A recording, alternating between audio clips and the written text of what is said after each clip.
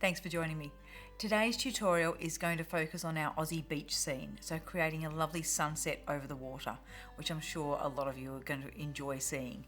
So the beach scene can be used for a sunny day, a stormy day, it can do a night scene, or it can do the sunset scene that we're going to do here today.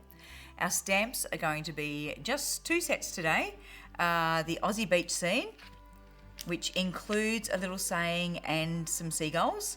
And then we'll be using one of the grasses out of the grass set. Our inks are all going to be Catherine Pooler ones, apart from also a little bit of Versamark just for some embossing. But our Catherine Pooler Midnight Black is the best black for stamping your images onto the gloss card. I should have mentioned that we're actually working on the glossy card, which will give our finished project a lovely postcard type finish. So yes, our inks are Midnight, and then for our colouring, I've gone mainly with the Date Night collection. So we've got Chiffon, Catching Rays, Pucker Up and Cummerbund. But then for our sand dunes, just putting in some sandcastle and icing on the cake. And I just wanted a bit more depth to some of the blues, so I think some suede shoes and some juniper mist will work really well for that.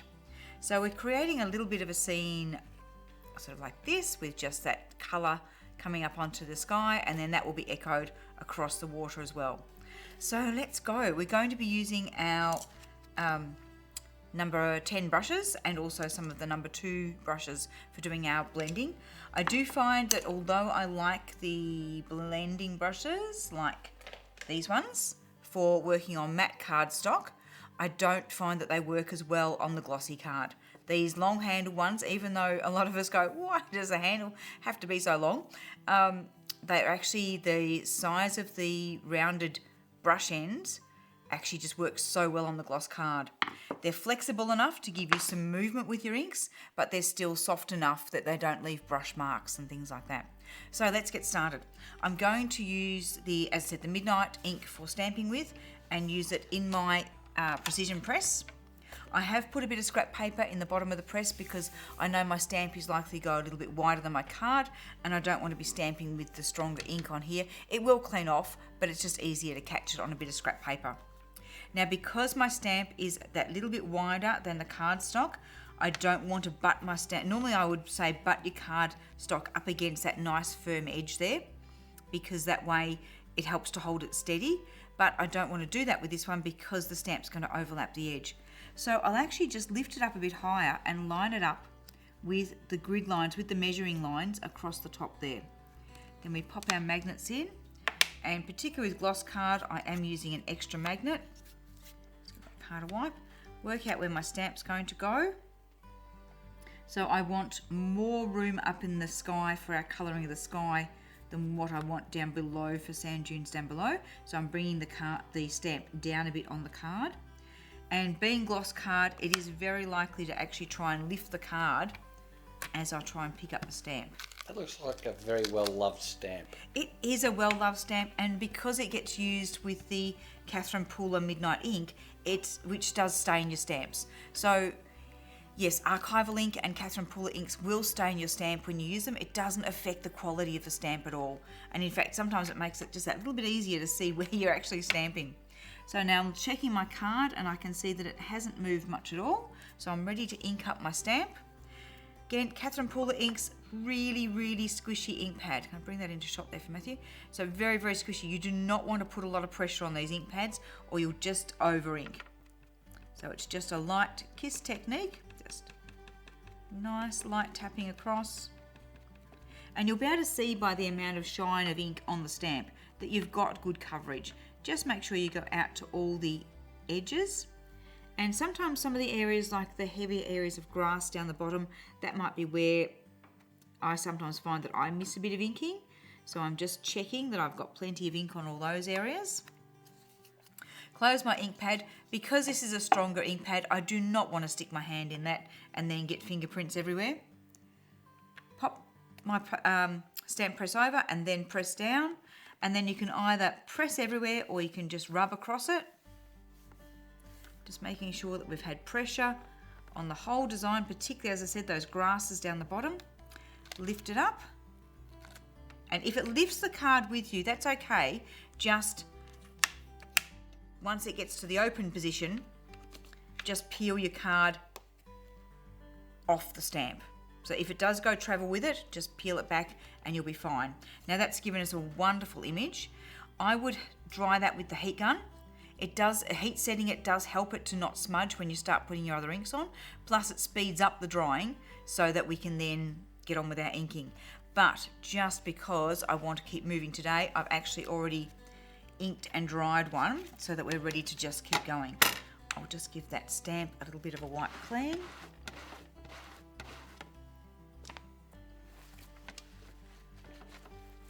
And then we can pop it to one side, which means we can use our stamp press later if we want to. Okie doke. So this is the one that I started to make sure I pick up the one that I have got dried.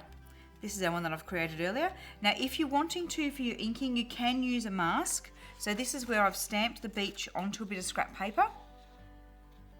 And then that can be laid over our image, with just making sure we can see a little bit of the stamped image showing past, and that will make it a little bit easier for your inking, or you can do it without. I'm going to show you both ways. So if we've got our mask there, I'm going to start with the Chiffon ink. And yes, I do have brushes for each of my color families. So I have one, and in fact I have one for lights and one for darks. I always have a separate one for yellow because I definitely don't want to be putting other inks back into my yellow pad.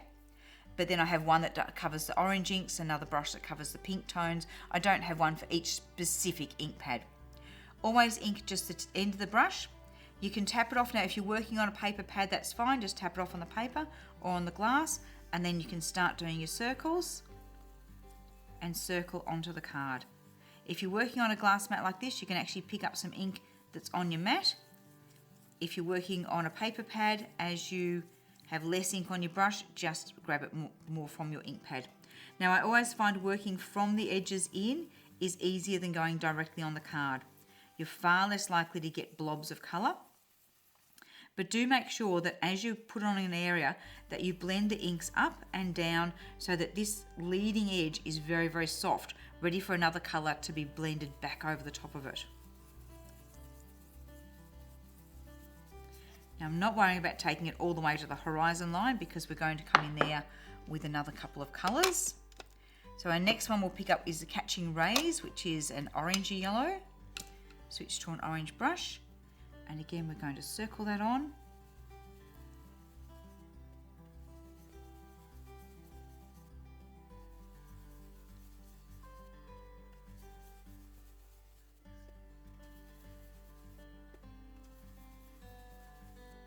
Now this is a softer orange than I often work with for doing sunrises. I'm going to actually be relying on the pink to give the intensity for this one.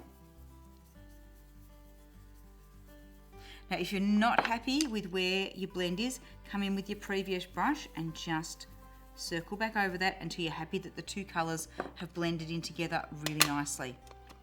Now let's grab our pucker up. This is a fantastic pink. I absolutely love this one. And if we were just working on the mat with the mask in place, we can actually start on the mask and just shade up from there. I'll put a little bit going up into the sand dunes, but I mainly want it just on that horizon area. Now, if we weren't working with the mask, I would actually come in and ink the end of my brush, but then push the brush flat and wiggle it along that edge there.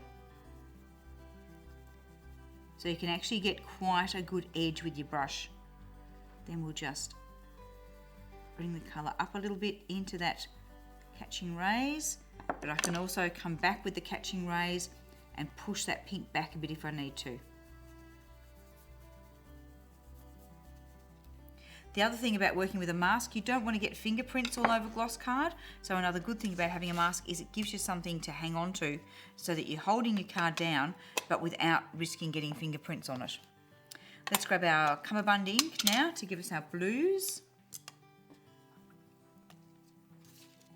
And again, working from the edge of the card in.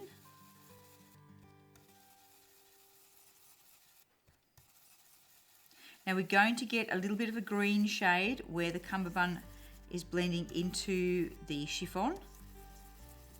But believe me, when you look at a sunset, there's often quite a green band where your yellow meets your blues.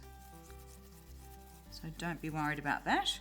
Again, if you get a bit of a line there that you're not happy with, just come in this case it's the yellow brush, come in and just soften that off. If I kept going with the blue, it would bring, the colour would keep coming further and further down. And I don't want to do that, I want to keep all those colours there. So that's why it's better to actually use the yellow or the orange brush to push it back. Now let's add in a bit of Suede shoes to give a little bit more blue to that sky. And this time I'm going to turn my card around just so that I'm working at an angle that's really good for me. And because I've already got a little bit of ink on my glass mat, I'm just going to give that a bit of a wipe before I stick my fingers in it. Okay, so let's move that around that way. And I'm now going to do a little bit of pouncing. So picking up colour again just on the end of the brush, and we're just going to pounce it on. Now it's very important when you're doing the pouncing to let the bristles of the brush bend, and also to just work a small area. You start on the very edge of the card and then follow it in as you've got less ink on the brush. But if you start getting too much, grab your lighter brush and just buff it back a little bit, making sure that this whole edge gets blended before you move on to the next bit. This is probably a little bit deceptive because I've picked up a very dark blue brush, so we're possibly getting some darker blue colours coming through than what the Suede shoes is, but that's okay for this sky. So on your corner, pressing the bristles down and then following into the card a bit. I can even take it around the corner. Don't try and keep going without turning your card around. So I can comfortably work to there, I can comfortably work to about there, and then I need to turn the card. Otherwise I'll end up pouncing the brush that way and end up putting blobs that I can't blend out. So I'm going to move the card around a bit. And rather than re-inking from the pad, I'm just going to pick up some of that ink off the mat and just fade it out a little bit down the side there. Okay, now I'm very happy with that. So now we'll start working on the water.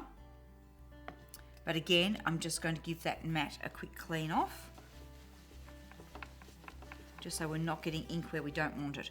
Now, when you're looking at the beach scene, I'll bring the packet into view so you can see it on this one. When you're looking at the scene, we've got crests of the waves, and we want to keep those white so that it looks like the waves are breaking. So to do that, we've got to not put ink on them. The only way, we can't take, unless we add like Posca pen or something like that, we can't add white back into the card later. So we've got to not ink where we want the white. And I also want to put a little bit of our sun colours across the water there.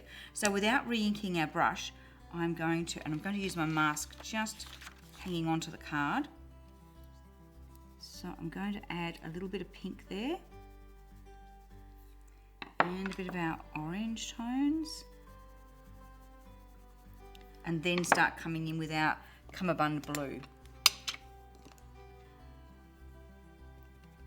And now this time I'm not going to do circles because I've only got a small area that I'm working in, and I want to get quite a crisp line of blue next to the top of that wave. So I'm pushing the brush down and I'm just wiggling it in. And I can just let it smudge slightly into those soft colours that I've already put on. So let's push our brush down, wiggle it across. If I want to get close to the sand dunes there, I can turn the card around and again wiggle my brush in nice and close there.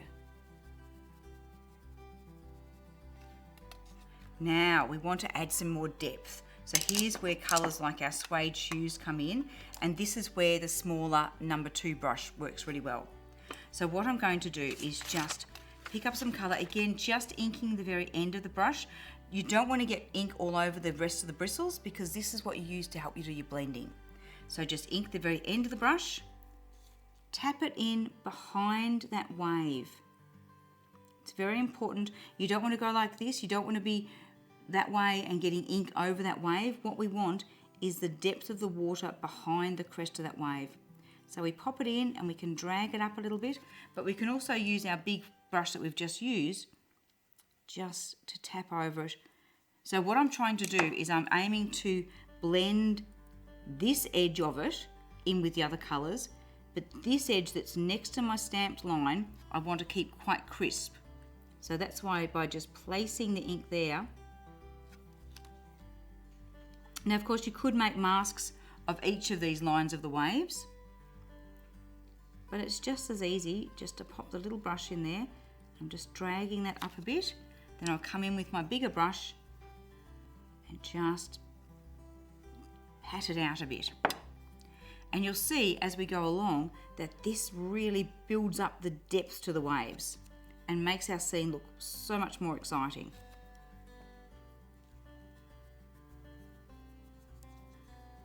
If you wanted to, particularly because this is the deeper part of the ocean out here, you could even add some Juniper mist in there. Now I'm really in danger of sticking my arm in an ink pad, aren't I? I'll just move over a bit. So we could actually add some deeper blue if we wanted to in there as well. And you start to see how we're changing the look of that water by giving it more lighter and deeper areas.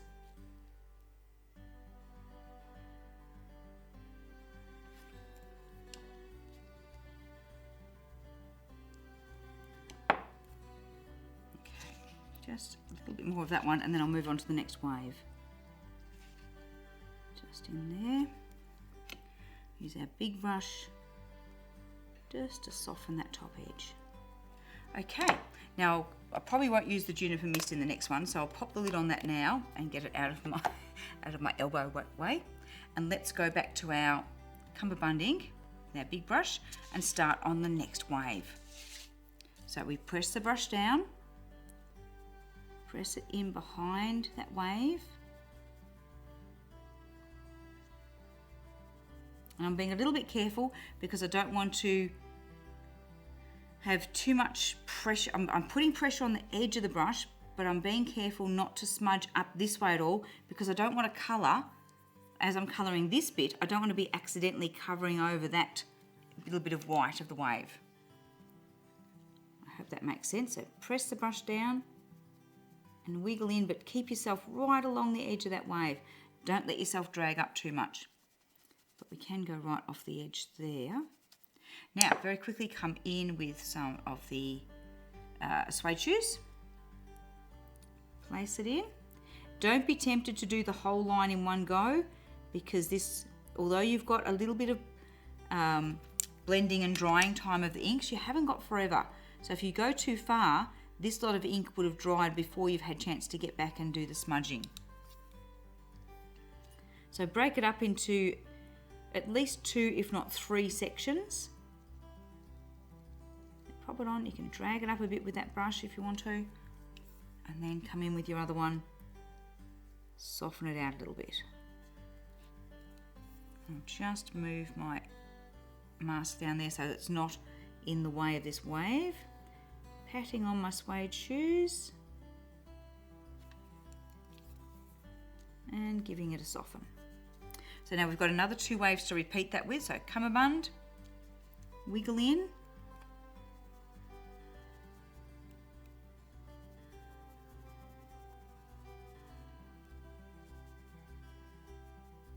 remember, put the pressure on the brush. If you don't, you'll end up just covering, the brush will be too wide and it will just cover everywhere and you won't get this crisp edge.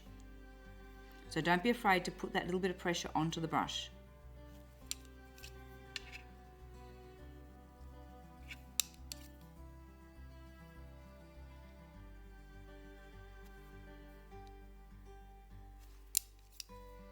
Now normally when you're working with inks on glossy card, I'm usually saying work from the edge in, but here we're going directly onto the card because we've already got some ink there. Once you've already got a little bit of ink, it gives something for the other ink, the next layer, to sort of slip on, so it doesn't tend to grab the card as much. Okay, now technically, because we're coming nearer the shore, we probably should get lighter as we go down here, but I'm using a bit of artistic license and I'm going to just place this ink right up to behind those sand dunes. Now this little bit here can be considered water or sand dune, whatever you prefer. So putting it on first where I want it and then just shading it up a little bit, but without going all the way to the top of the wave. Pop in our bit of suede shoes.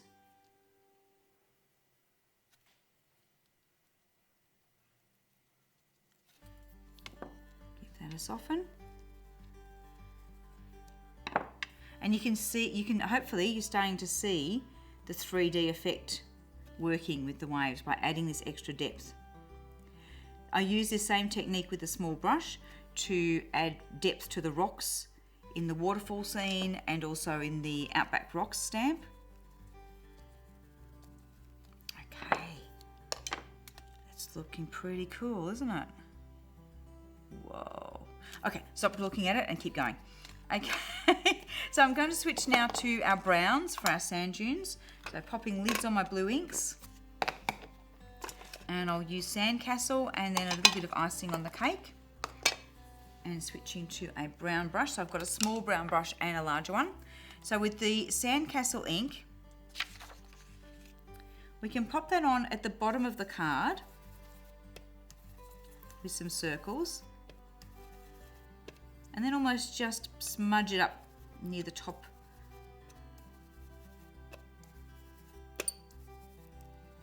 A little bit of texture will be fine because sand dunes have texture.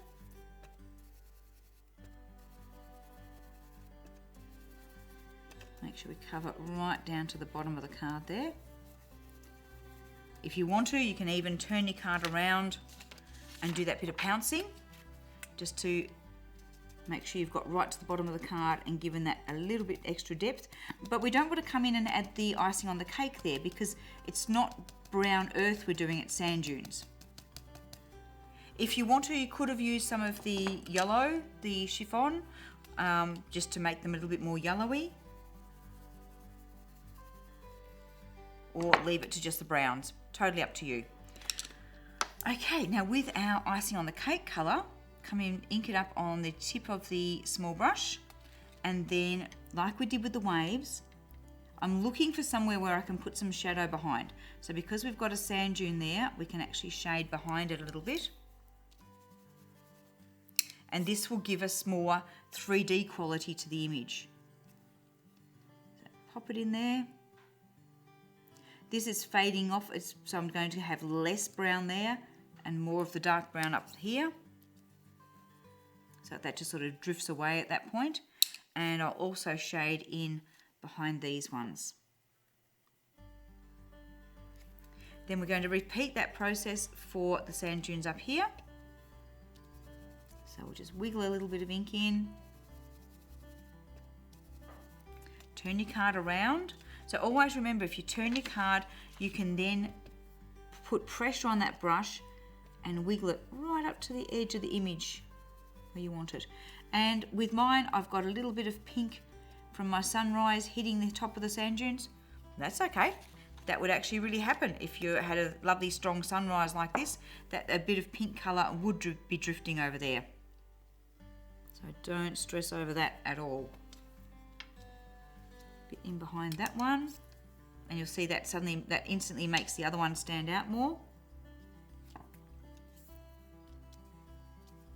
But I've possibly got a little bit too much of the blue come onto that one there, so I will do a bit of darker brown along the bottom edge of that sand dune as well. And we'll pop a bit in here. Okay, now that's all for our colouring. Isn't it wonderful? The next stage is to make sure that it's really, really dry because I want to emboss over the top of that. So I'm going to use my heat gun and make sure that's quite dry.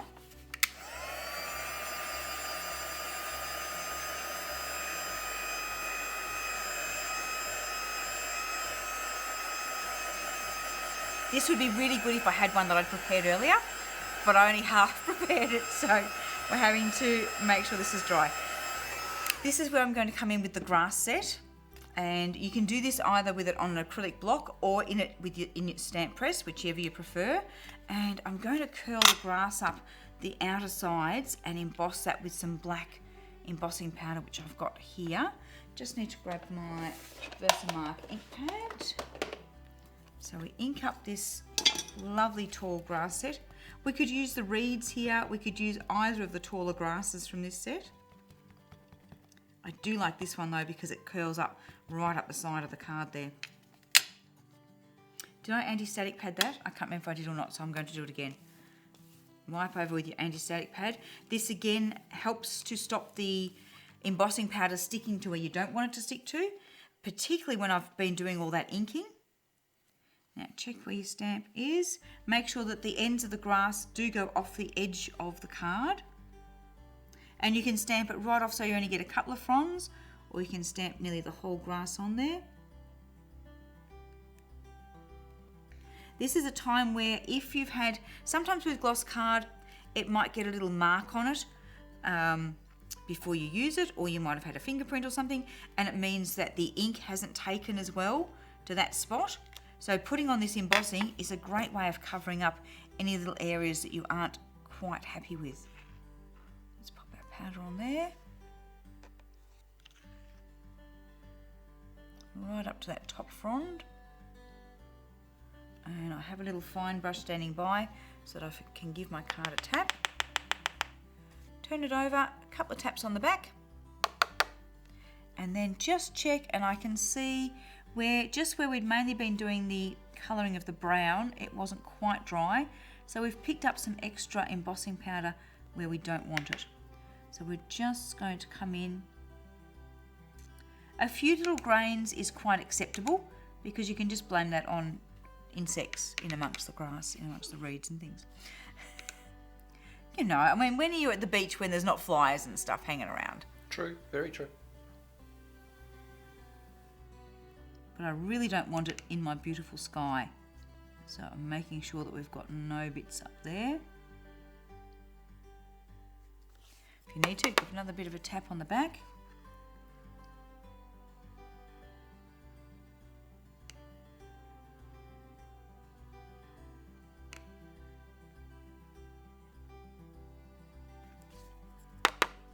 There's quite a bit along the bottom of the hill there, but the sand dune, but I might actually leave that. I'm not so worried by that one. I just don't want any in the sky. Are they dead insects in the sand dune? Yep.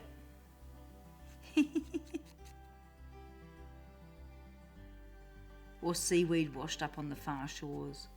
Or little baby bits of grass just starting to grow.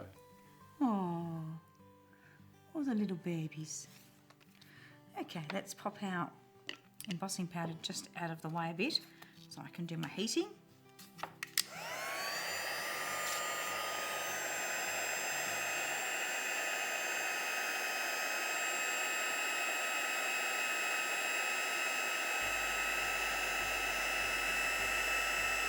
There she goes.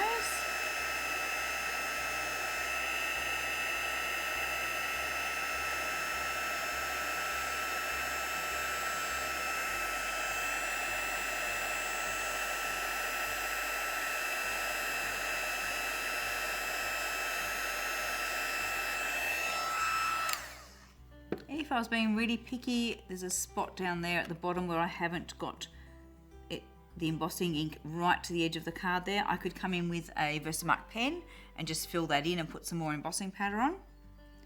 But I'm pretty happy with the rest of that. Just going to give that another wipe with the anti-static pad though to see whether I can stop it sticking to the other side. Now when I do the other side, I'll do it a little bit different because I don't want to make it look exactly the same, so I might stamp a bit less of the stamp. And here I've got a little fault where the ink hadn't taken so well when I was first stamping it, so I might put just a few fronds just through that as well. So let's get our Versamark pad again, ink up. So just going to stamp a couple of fronds over that spot there.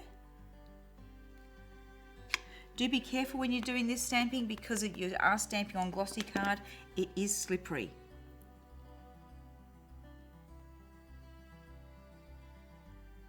So certainly if you want to use something like your stamp press, it is quite good to do that because that will help stop you slipping. Now let's pop our embossing powder on there and hope that we don't have it sticking everywhere this time.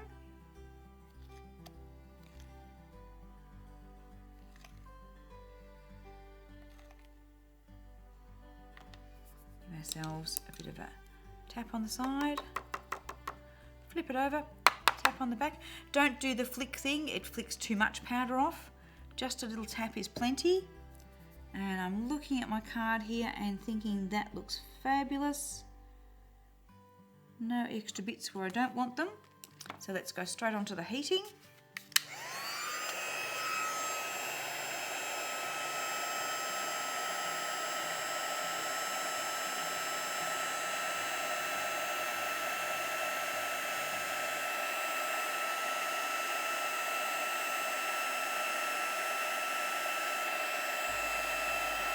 Now there is the two little sayings in the set that I could use, the seize the day or just breathe. But I think for this one, all I'm going to add, and this will be stamped with the Catherine Pooler black once again, is just, and there's a set of 2 seagulls or just one on his own. And I think for this one, we're just going to have one on his own. So just a nice light touch. And we've got our little seagull there. So I'll bring that forward onto the black card so Maddie can get a good look at it. I'll hold it up a bit because the gloss tends to reflect the lights a bit too much.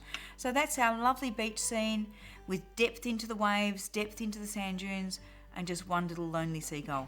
Hope you like that one. I think it's pretty gorgeous. And we'll see you soon for another tutorial. Okay, thanks for watching.